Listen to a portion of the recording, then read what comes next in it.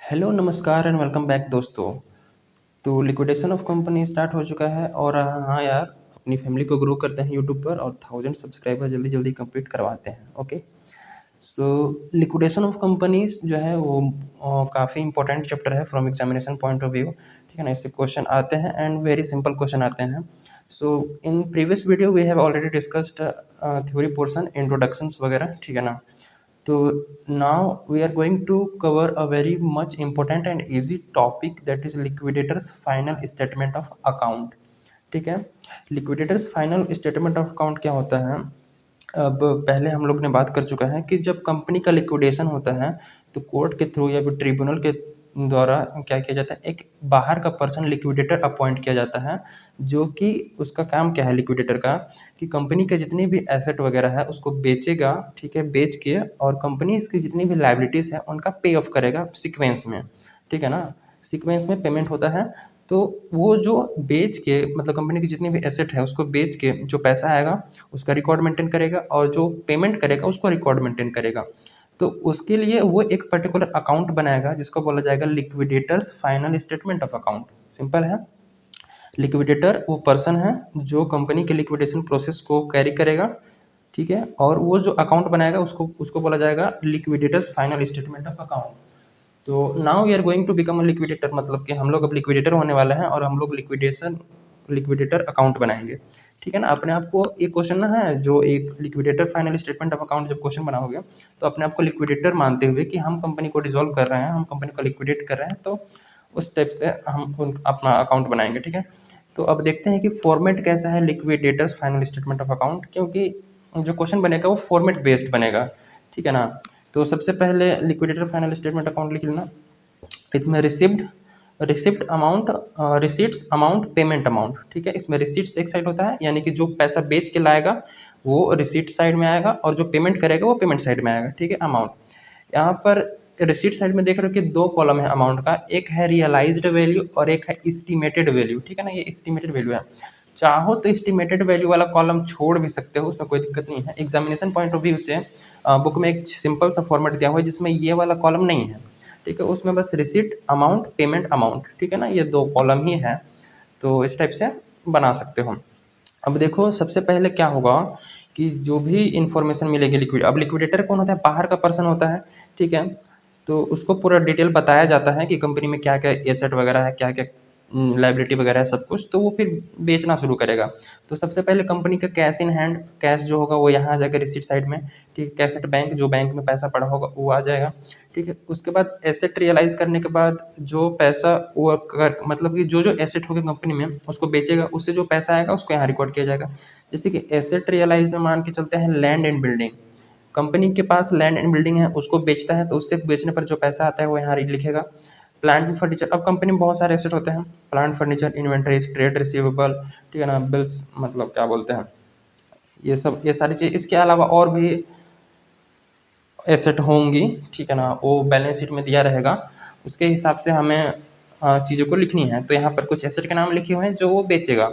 ठीक है ना, तो एसेट रियलाइज में ये आ जाएगा जो एसेट है। उसके बाद सरप्लस फ्रॉम सिक्योरिटीज़, ये क्या होता है सरप्लस फ्रॉम सिक्योरिटीज़? जैसे कि लेट सपोज समझो कि कंपनी ने मान लो बैंक लोन लिया हुआ है। ठीक है, और उस बैंक लोन के बदले किसी पर्टिकुलर एक एसेट गिरवी दे दिया है, बैंक लोन वालों को गिरवी दे दिया है। तो अब क्या होगा, कंपनी बंद हो रही है तो सबसे पहले उस एसेट को बेचा जाएगा। ठीक है ना, उस एसेट को बेचने के बाद जो पैसा आएगा उस सबसे पहले बैंक लोन वालों को पे किया जाएगा। ठीक है, तो उस एसेट को बेचने के बाद जो पैसा आएगा और बैंक लोन को देने के बाद जो पैसा बच जाएगा वो सरप्लस फ्रॉम सिक्योरिटीज में आएगा। ठीक है, वो सरप्लस फ्रॉम सिक्योरिटीज, इसको सरप्लस फ्रॉम सिक्योर्ड क्रेडिटर भी लिख सकते हैं। ठीक है ना, सरप्लस फ्रॉम सिक्योर्ड क्रेडिटर। तो इसको एक बार और सुन लो, सरप्लस फ्रॉम सिक्योरिटीज का क्या मतलब है कि हमने किसी से कोई लोन लिया हुआ है या डिबेंचर है या फिर कुछ और उधारी है, जो पर्टिकुलर किसी एसेट को हमने गिरवी दिया है, मॉर्गेज है या सिक्योर्ड है। ठीक है ना, तो उस एसेट को बेचने से जो पैसा आएगा उस पैसे को सबसे पहले जिसको हमने गिरवी दिया है उसके लोन को पे किया जाएगा। उसके बाद जो पैसा बचेगा वो हमारा यहाँ पे आएगा। अगर पैसा कम पड़ जाता है तो फिर उसको अनसिक्योर्ड में वो कर दिया जाएगा, ट्रांसफ़र कर दिया जाएगा। उसके बाद कॉल्स फ्रॉम शेयर होल्डर, अब ये क्या होता है? कॉल्स फ्रॉम शेयर होल्डर का मतलब है कि मान लो कंपनी के जो इक्विटी शेयर होल्डर वाले हैं या प्रेफरेंस शेयर होल्डर है वो फुली पेड नहीं है। मान लो कंपनी ने अभी तक 80 रुपीज़ 90 रुपीज़ कॉल किए हैं, अगर 100 रुपीज़ का शेयर है, ठीक है ना। तो जो अनपेड कॉल है यानी कि जो अभी कॉल नहीं किया गया है वो लिक्विडेटर कॉल करके मंगा सकता है। अगर पैसा मान लो लाइबिलिटी वालों को पे करने के लिए कम पड़ रहा है तो जो अनपेड कॉल है या कॉल्स इन, हाँ, जो अनपेड मतलब अभी तक कॉल ही नहीं किया गया है उस कॉल उसको क्या करेगा, लिक्विडेटर कॉल करेगा और पैसा मांगेगा शेयर होल्डर से, तो यहाँ आ जाएगा। तो जितने भी पैसे लिक्विडेटर को रिसीव होंगे वो ये साइड में, ठीक है, आ जाएगा। उसके बाद पेमेंट साइड वाला हमें बहुत ही केयरफुली करना है क्योंकि पेमेंट का जो सीक्वेंस है वो फिक्स है, उस पेमेंट का सीक्वेंस हम चेंज नहीं कर सकते हैं। तो पहला में लीगल चार्जेस, क्योंकि लिक्विडेशन होगा तो कुछ लीगल वर्क होगा, ठीक है ना। तो वो लीगल चार्जेस पहले ही पे होगा, तो लीगल चार्जेस यहाँ से पहला नंबर में माइनस होगा। उसके बाद लिक्विडेटर का रेमुनरेशन, अब जो लिक्विडेटर है वो कोई फ्री में तो काम करेगा नहीं, ठीक, उसको अब हर एक इंसान की जरूरत होती है तो यार उसको भी तो पैसा चाहिए ना। तो सिंपल सी बात है, लिक्विडेशन जो लिक्विडेटर कर रहा है उसका रेमुनरेशन बनता है, यानी कि उसका भी कुछ ना कुछ चाहिए। तो लिक्विडेटर रेमुनरेशन अगर फिक्स्ड दिया है तो फिक्स्ड आ जाएगा यहाँ पे। और जनरली क्या देता है कि 2% 3% amount realise distributed to unsecured creditor distributed to share holder, इस टाइप से करके देता है। तो हमें कैलकुलेट करना पड़ेगा, तो ठीक है ना। तो क्वेश्चन में एज पर information we have to calculate the liquidator remuneration, अगर फिक्स्ड है तो फिक्स्ड, अगर परसेंटेज दिया रहेगा किसी एसेट रियलाइज वगैरह पे तो वो हम यहाँ नीचे कैलकुलेट करके लिखेंगे। ओके, उसके बाद लिक्विडेटर रेमुनरेशन के बाद थर्ड नंबर में है liquidation expense. Liquidation expense question में डायरेक्टली दिया होता है लिक्विडेशन एक्सपेंस या फिर कॉस्ट ऑफ लिक्विडेशन करके, तो वो सिंपल सा है, यहाँ पे हम लोग लिख देंगे। उसके बाद debenture holder having floating charge, debenture holder floating charge या फिर कोई भी क्रेडिटर है जिस पर फ्लोटिंग चार्ज है तो वो ये थर्ड फोर्थ नंबर पे आता है, ठीक है ना। मोस्टली डिबेंचर होल्डर ही फ्लोटिंग चार्ज वाले होते हैं। मतलब फ्लोटिंग चार्ज का मतलब होता है कि उनका जो है वो सारे एसेट पे चार्ज है, मतलब कि उनके पास ये अधिकार है वो सारे एसेट को बेचकर अपना जो है वो रिकवर कर सकते हैं अमाउंट को, ठीक है ना। और जो मोर्टगेज वाला, वो क्या बोलते हैं, सिक्योर्ड वाला एसेट है उसको छोड़ के बाकी जितने भी एसेट हैं उन पर इनका प्रेफरेंशियल राइट होता है। उसके बाद ये हो गया। और डिबेंचर होल्डर का अमाउंट प्लस अगर इंटरेस्ट कोई अक्रूड है या ड्यू है, ठीक है, जिसको हमने पे नहीं किया अभी तक, तो वो हम यहाँ पर जोड़ के उसको पे कर देंगे टोटल। उसके बाद क्रेडिटर्स में दो टाइप के क्रेडिटर्स क्लासिफाई किए गए हैं, प्रेफरेंशियल क्रेडिटर और अनसिक्योर्ड क्रेडिटर। प्रेफरेंशियल क्रेडिटर वो क्रेडिटर होंगे जिनको प्रेफरेंस दिया जाएगा पहले पेमेंट का, ठीक है ना, पहले पेमेंट उनको करा जाएगा। उसके बाद जो बच जाएंगे वो अनसिक्योर्ड वाले हो जाएंगे, उनको बाद में पे किया जाएगा, ठीक है ना। सीक्वेंस में पे कर रहे हैं तो सबसे पहले तो लीगल चार्ज हो गया, फिर लिक्विडेटर का रेमुनरेशन अपना वो रख लेगा, लिक्विडेशन एक्सपेंस वो काट लेगा पैसा, फिर डिबेंचर होल्डर वालों को पे किया जाएगा फ्लोटिंग चार्ज। उसके बाद क्रेडिटर में प्रेफरेंशियल क्रेडिटर को पहले पे किया जाएगा। अब प्रेफरेंशियल क्रेडिटर में कौन कौन आएंगे उसको थोड़ी देर में हम लोग डिटेल में डिस्कस करने वाले हैं। उसके बाद जो बच जाएगा वो अनसिक्योर्ड क्रेडिटर हो जाएंगे, ठीक है।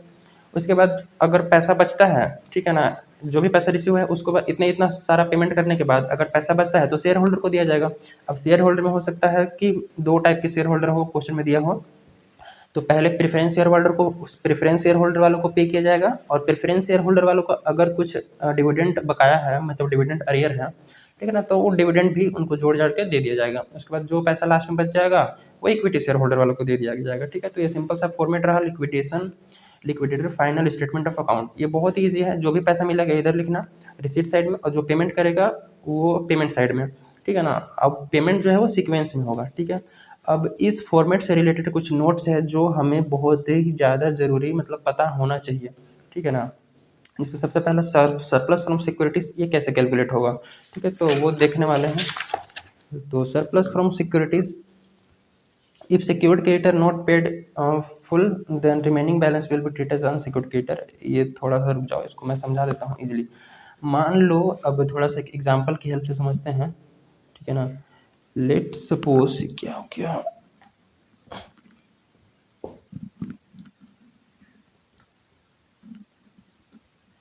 ठीक है, तो लेट सपोज कि कंपनी ने लिया हुआ है बैंक लोन, ठीक है, बैंक लोन है 5 लाख का, ठीक है। और इसके अगेंस्ट में बैंक लोन, अब बैंक वाला तो फ्री में लोन देगा नहीं, तो बैंक से जब कंपनी लोन लेने गई थी तो बैंक वालों ने बोला कि आप हमारे पास गिरवी क्या रख रहे हैं, कुछ तो गिरवी रखना पड़ेगा। अगर आप पेमेंट नहीं कर पाए 5 लाख तो हम जो गिरवी एसेट होगा उसी को बेच के हम अपना पैसा रिकवर करेंगे, ठीक है ना। तो मान लो ये बैंक लोन 5 लाख का लिया, और बदले में जो लैंड एंड बिल्डिंग, कंपनी के पास जो लैंड एंड बिल्डिंग था, ठीक है, लैंड एंड बिल्डिंग था, वो लेट सपोज कि 9 लाख का था, ठीक है ना। लैंड एंड बिल्डिंग 9 लाख का था, वो गिरवी दे दिया है, ठीक है। ये क्या है, मॉर्टगेज है, ठीक है ना।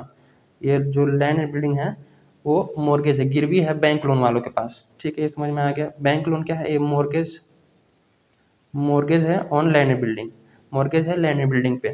5 लाख का लोन लेने लेने गया था और ये लैंड एंड बिल्डिंग 9 लाख का वहाँ पर गिरवी दे रखा है। अब मान लो कंपनी बंद हो रही है, ठीक, कंपनी बंद हो रही है, तो लैंड एंड बिल्डिंग से जो पैसा रिकवर होगा, लैंड एंड बिल्डिंग्स को बेचने के बाद पैसा, मान लो 9 लाख का था बुक में, अभी मान लो कि वो 10 लाख में बिक गया। हो सकता है 9 लाख में ही बिके, हो सकता है 10 लाख में, 8 लाख में, या कम या ज़्यादा पे बिक सकता है।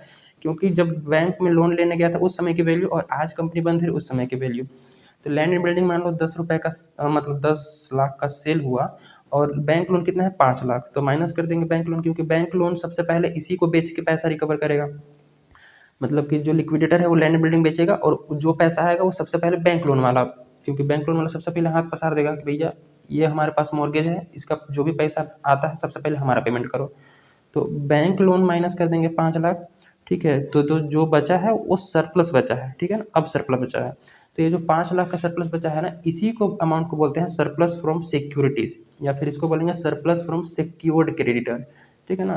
तो ये जो 5 लाख है वो सरप्लस आ गया। तो इसी अमाउंट को हमें यहाँ पर फॉर्मेट में दिखाना है, सरप्लस फ्रॉम सिक्योरिटीज़ करके, ठीक है ना। लेकिन यहाँ पर एक क्वेश्चन आता है, अगर मान लो उस समय ये 9 लाख का था, ठीक है, बिल्डिंग पर डिप्रिसिएशन लगते लगते लगते लगते बिल्डिंग की वैल्यू बहुत कम हो गई, और अभी वो जो सेल हुआ है वो लेट सपोज कि वो 4 लाख में हुआ है, लेट सपोज कि 4 लाख। तो बैंक लोन तो 5 लाख का है और जो पैसा आया है वो 4 लाख आया है। तो क्या करेंगे, लैंड एंड बिल्डिंग का देखिए, जो लैंड एंड बिल्डिंग है वो तो 4 लाख में बिका है, ठीक है। और बैंक लोन जो है वो मैक्सिमम हम 4 लाख ही दे सकते हैं, ठीक है ना। मैक्सिमम हम कितना पे कर सकते हैं, 4 लाख ही पे कर सकते हैं, ठीक। क्योंकि उससे अमाउंट जो है, क्योंकि 4 लाख ही पैसा रिसीव हुआ है लैंड एंड बिल्डिंग से जो मॉर्गेज था, ठीक है। और 4 लाख हम पे कर सकते हैं, क्योंकि उससे मॉर्गेज से रिलेटेड हमारे पास 4 लाख ही फंड अवेलेबल है। लेकिन बैंक लोन वाला तो मानेगा नहीं, क्योंकि उसने वो मतलब हमने जो कंपनी ने है वो 5 लाख का लोन लिया हुआ है, ठीक है ना। तो 4 लाख तो वो पेमेंट कर देगा यहाँ से, और सरप्लस में तुम्हारा नील आ जाएगा, ठीक है, सरप्लस में कुछ नहीं आएगा, ठीक है। और जो बाकी बैंक लोन 1 लाख का बच गया, जो बाकी 1 लाख का बच गया उसको बोला जाएगा अनसिक्योर्ड क्रेडिटर, अनसिक्योर्ड क्रेडिटर। कि भैया अगर पैसा बचेगा तो आपको मिलेगा, अगर नहीं बचेगा, अनसिक्योर्ड क्रेडिटर तक पहुँचते पहुँचते अगर पैसा ख़त्म हो गया, ठीक है, तो आपको नहीं मिलेगा, आप भूल जाइए। लेकिन अगर पैसा बचता है तो आपको अनसिक्योर्ड क्रेडिटर में मिलेगा पैसा, वहाँ पर अनसिक्योर्ड वालों को पे करते समय आपका भी पे किया जाएगा, ठीक है ना। तो यही है। अगर सिक्योर्ड क्रेडिटर यहाँ पर बैंक लोन है, क्योंकि इसको सिक्योरिटी दिया गया है लैंड एंड बिल्डिंग का। तो अगर secured creditor not paid full, अगर पूरा पेमेंट नहीं हो पाता है, तो जो रिमेनिंग बैलेंस बच जाएगा उसको हमने अनसिक्योर्ड क्रेडिटर की तरह ट्रीटमेंट करना है, ठीक है ना। तो जो बच जाएगा वो हमें यहाँ पर लिक्विडेटर फाइनल अकाउंट में अनसिक्योर्ड वाले क्रेडिटर में यहाँ पर हमें ऐड करके दिखाना होगा, ठीक है। ये बात समझ में आ गई, ये सरप्लस फ्रॉम सिक्योरिटीज का पूरा ट्रीटमेंट समझ में आ गया, वेरी सिंपल। नेक्स्ट है प्रेफरेंशियल क्रेडिटर। अब देखो यहाँ पर फॉर्मेट में हमारा था ना कि क्रेडिटर में दो टाइप के क्रेडिटर, प्रेफरेंशियल और अनसिक्योर्ड। तो प्रेफरेंशियल क्रेडिटर में कौन कौन सी चीज़ों को हम लोग डालेंगे प्रेफरेंशियल क्रेडिटर में। तो प्रेफरेंशियल क्रेडिटर में देखो कौन कौन सी चीज़ आती हैं। तो प्रेफरेंशियल क्रेडिटर में गवर्नमेंट टैक्सेस प्रीसीडिंग 12 मंथ, मतलब कि जिस दिन लिक्विडेशन हो रहा है उससे प्रीवियस 12 मंथ पे हमें देखना है। प्रीसीडिंग 12 मंथ का देखना है गवर्नमेंट टैक्सेस, वो है तो प्रेफरेंशियल क्रेडिटर में आएगा। इंस्पेक्शन मतलब इन्वेस्टिगेशन एक्सपेंसेस अगर ये क्वेश्चन में दिया है तो वो हमको प्रेफरेंशियल क्रेडिटर में डालना है। हॉलीडे रेमुनरेशन अगर एम्प्लॉय का दिया है, एम्प्लॉय का ध्यान रखना ना, एम्प्लॉय से रिलेटेड जितने भी है वो प्रेफरेंशियल क्रेडिटर में आते हैं। तो एम्प्लॉय का अगर हॉलीडे रेमुनरेशन है तो वो तुम्हारे प्रेफरेंशियल क्रेडिटर में आएगा। वर्कमैन कंपनसेशन एक्ट के मतलब अंदर अगर कुछ है तो वो भी प्रेफरेंशियल क्रेडिटर में आएगा। PF, pension fund, gratuity fund, ये सब क्वेश्चन में दिया हुआ है तो वो भी प्रेफरेंशियल क्रेडिटर के अंदर आएगा, क्योंकि ये एम्प्लॉय से रिलेटेड, वर्कर से रिलेटेड होते हैं। उसके बाद सैलरी या फिर वेजेस टू एम्प्लॉय, ठीक है, सैलरी या वेजेस दिया है एम्प्लॉय विथ लिमिट, तो इसका भी एक लिमिट है, ठीक है ना, इसका भी एक लिमिट है प्रेफरेंशियल क्रेडिटर में डालने का। देखो हमें सैलरी या वेजेस लेना है प्रीवियस 12 मंथ का, ठीक है। अब प्रीवियस क्वेश्चन में मान लो 20 मंथ का दिया है, तो वो 20 मंथ का नहीं लेंगे, बस प्रीवियस 12 मंथ का लेंगे। उसमें भी 12 मंथ में से प्रेफरेंशियल कैटर में कितना जाएगा वो देखना है, क्योंकि 12 मंथ का टोटल प्रेफरेंशियल कैटर में नहीं जाएगा, ठीक है ना। तो मैक्सिमम 4 मंथ का सैलरी, जो 4 मंथ है ना, पहले के 12 महीने में हमें सबसे पहले 4 महीने का देखना है। 4 महीने का जो सैलरी है उसको प्रेफरेंशियल कैटर माना जाएगा। और 4 महीने का सैलरी कितना होना चाहिए, 20,000 से ज़्यादा नहीं होना चाहिए। मैक्सिमम लिमिट कितना है, 20,000 है, ठीक है ना। मैक्सिमम लिमिट कितना है, 20,000 है। इसको एग्जाम्पल से थोड़ा समझते हैं, ठीक है।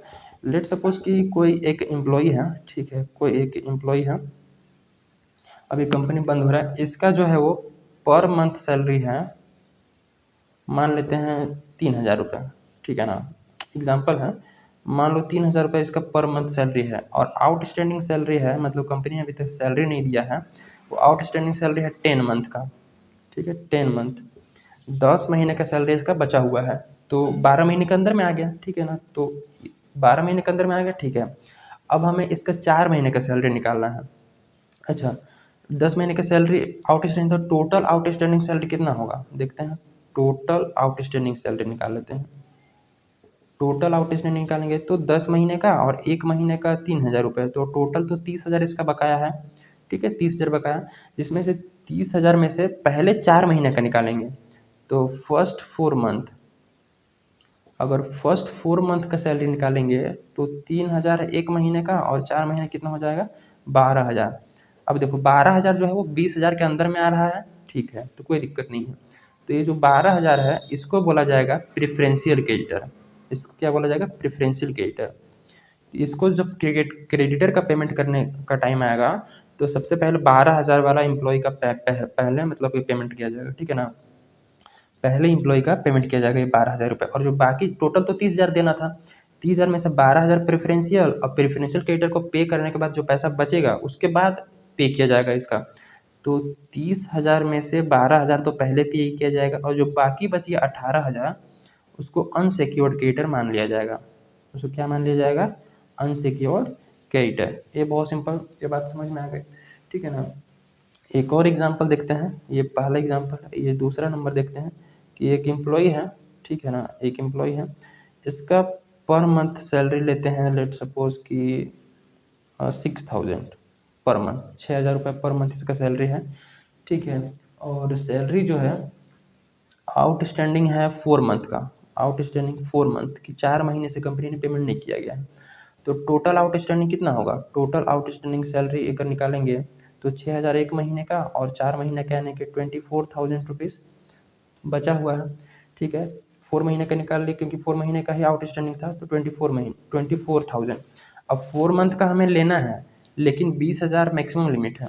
तो इस 24,000 में से, इस 24,000 में से जो 20,000 है उसको माना जाएगा प्रेफरेंशियल क्रेडिटर, ठीक है। और जो बाकी बचा हुआ 4,000 है उसको माना जाएगा अनसिक्योर्ड क्रेडिटर। ये बात समझ में आ गई ना, कि 4 महीने का देखना है, और 4 महीने का जो सैलरी आएगा वो 20,000 से कम है या ज़्यादा है। अगर 20,000 से ज़्यादा है तो मैक्सिमम लिमिट 20,000 है, और जो बाकी बच जाएगा उसको अनसिक्योर्ड क्रेडिटर माना जाएगा।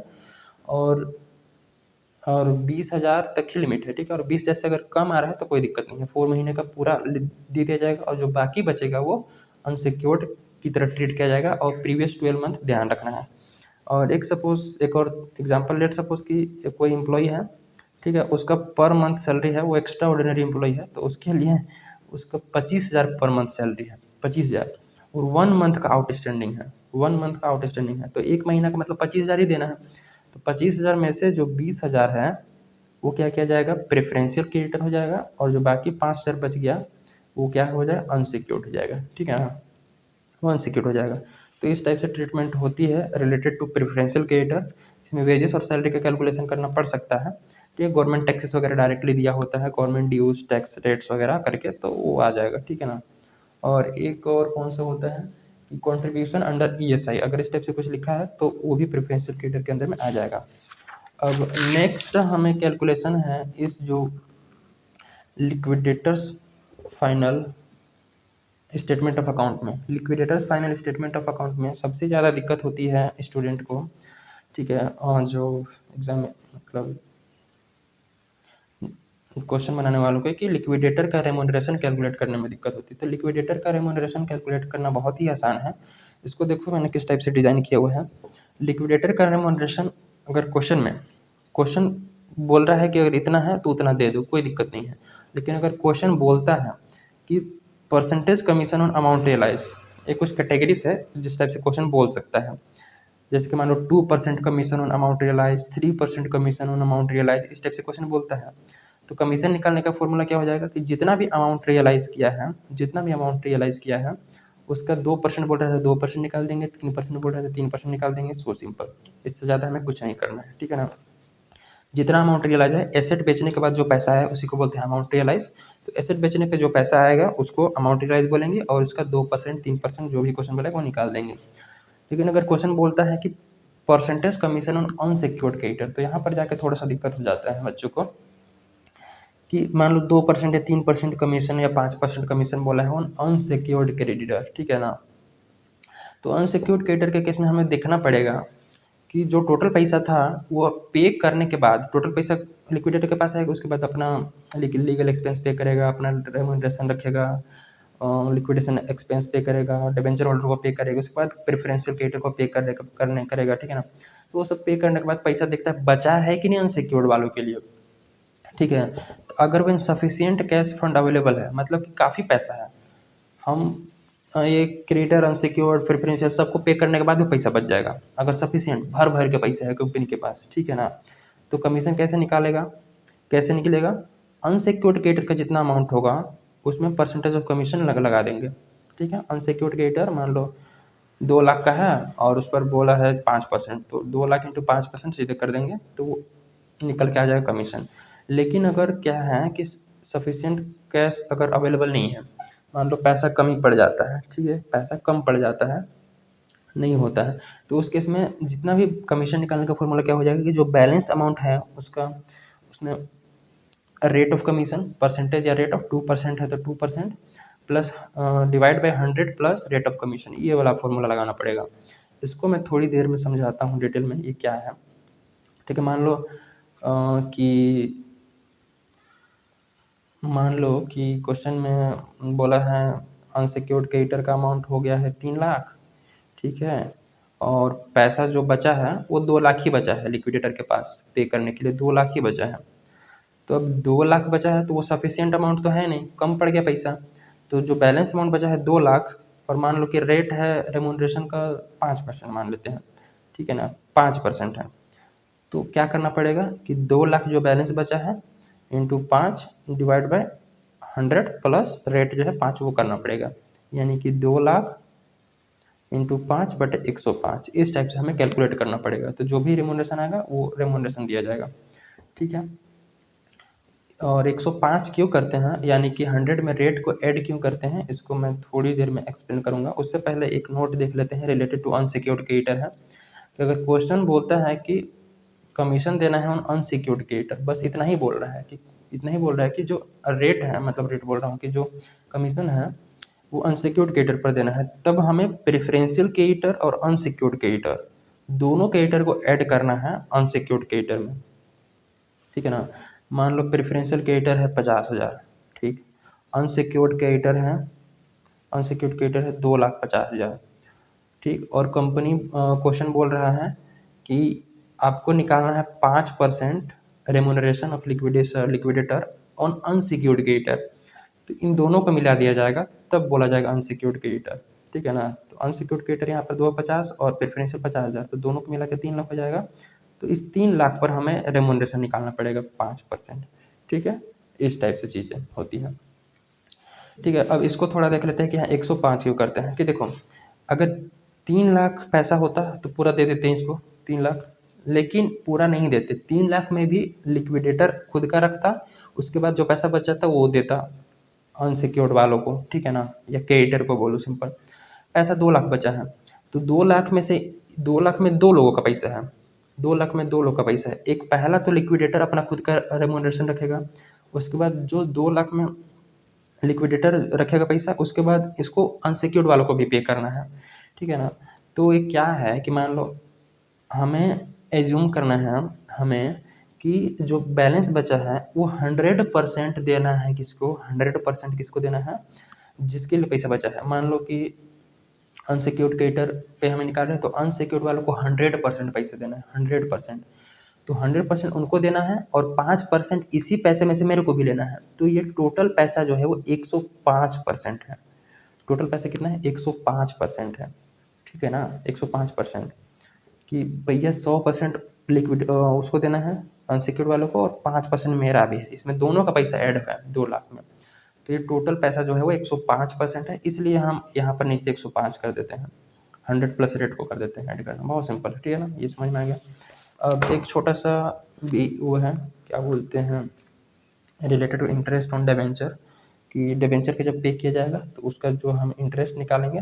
तो इंटरेस्ट निकालने एक छोटा सा याद करने के लिए, बस याद क्या कर, बस देख लेना है कि अगर कंपनी सॉल्वेंट है, अब सॉल्वेंट का क्या मतलब होता है, तो कंपनी अगर सॉल्वेंट है, सॉल्वेंट का मतलब ये है कि कंपनी इस पोजीशन में है, कंपनी इस पोजीशन में है कि वो सारे जो उसके लोन है, सारे जो उसके क्या बोलते हैं लाइबिलिटी है, वो पे कर सकती है, ठीक है ना, सारे लाइबिलिटी को पे कर सकती है, सॉल्वेंट है, उसका पोजीशन ठीक है।